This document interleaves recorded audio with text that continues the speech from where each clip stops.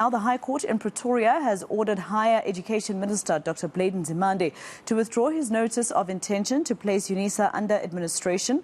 This follows an urgent High Court application filed by Unisa's counsel on Thursday after Nzimande stated his intention to make his final verdict on Friday, which is today.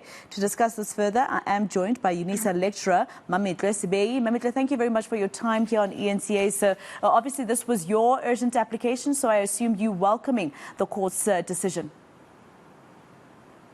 It is the urgent applications of the university management. I'm not part of the council. I'm not part of the management.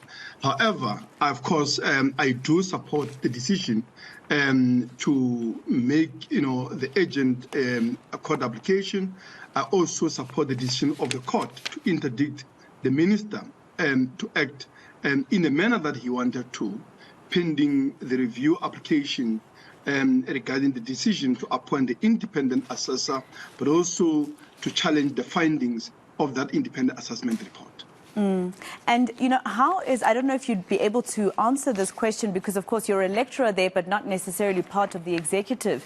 But how is the relationship between the institution and the minister? It seems to be a bit broken after these decisions. You'll be surprised to know that, actually. My interactions with management is quite limited, actually. We work from home.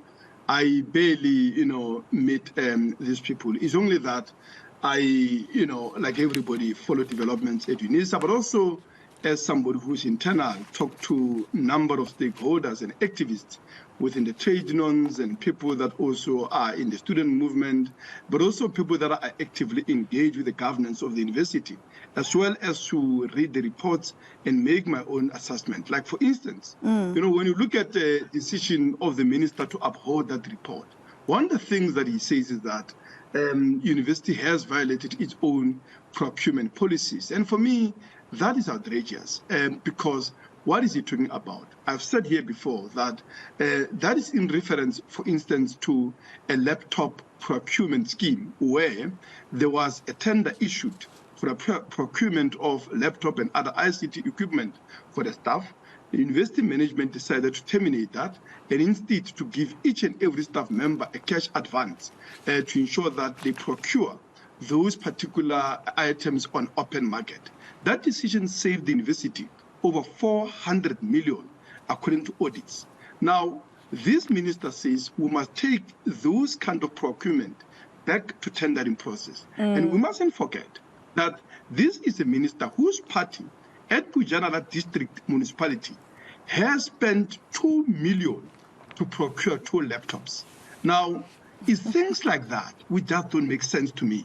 In a situation where the university has been improving its finances. The reserves have increased from 9 billion to 16 billion. The report simply devote 1 to 2 lines on that, as if that is not that's not significant. The university has now been awarded from the publication top 500. The top 500, Mr. They've been rated in the top 500. Rated the top performing company in the university sector. Mr. Sebei, I just want to ask you one quick question. Sorry about that. Sorry to interject. Because I'm running out of time, I just want to ask you one quick question. In its statement, the university says the court order is clearly also just encouraging in terms of the workforce of Unisa and the student movements of Unisa to also come forward and defend the university from a decision, this decision that was almost taken by Minister Nzimande. What's your response to that as an employee of the institution? Do you agree that you need to also come forward and fight for it against the minister? Absolutely. The task of defending the academic project of the university, as well as its mission to ensuring that we continue with our project of engaged scholarship and research that can meaningfully uplift the communities, but also humanity, right? That can be left to a VC or any people or any individuals within the management. That is a task that rightfully belongs to students, belongs to academics, belongs to workers, belongs to community activists. Because we need to transform this university to ensuring that it's able to provide a quality, accessible public higher education to all of its students, but also it's able to provide a very just fair workplace, as well as remaining true and faithful to its academic mission, as well as research commitments to society. All right. Thank you very much for speaking to us. Unisa lecturer Mametlwe Sebei there. Thank you for your time.